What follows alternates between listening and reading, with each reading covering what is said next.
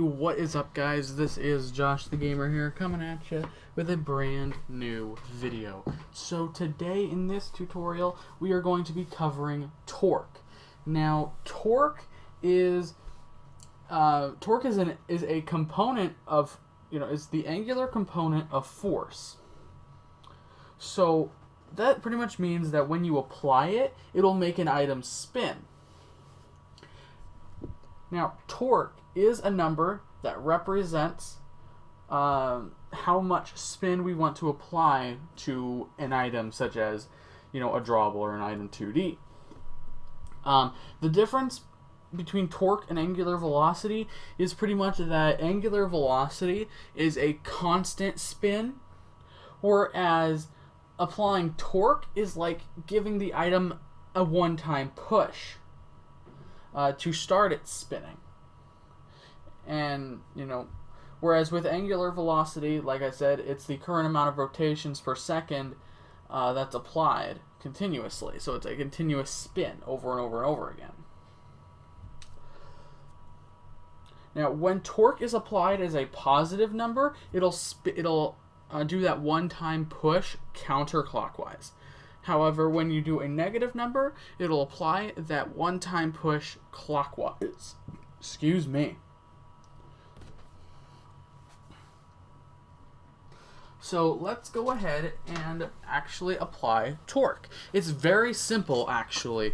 I already have a tutorial for this. Well, actually, no, I don't have a tutorial for this yet. That's what this is. But I have a template already. So we're applying force to an object at the moment. So if we go ahead and just run this template,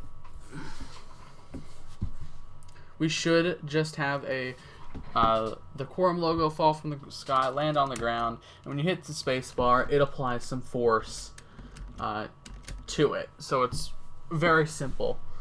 However, when we jump, we want to apply some torque. So let's go ahead and actually do that. So in order to do that, I'm going to go inside of my pressed key action. And so every time the space key is pressed, it's going to apply some torque. So player, apply torque. And then we're going to say a negative...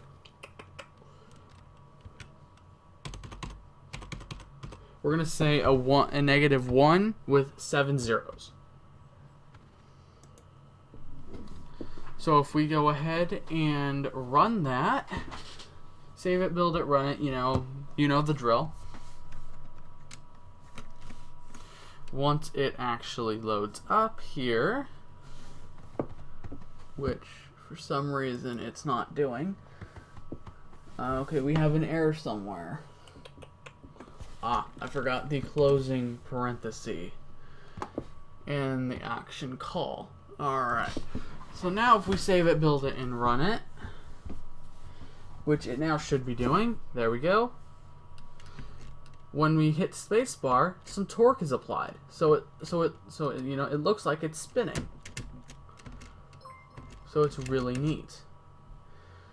And yeah, that's actually pretty much how you apply torque. It's very simple. And one huge thing to note about torque is you need to have a mass set explicitly for your object. So in my case, I have a mass of 10 kilograms applied to my object. So it had to be a relatively high torque value to get it to do what it was doing. So depending on your mass value, your torque value will have to kind of be relative to that. So anyways, guys, that has been your tutorial on torque. Thank you all for watching, and we will see you all in the next video where we will be covering linear damping.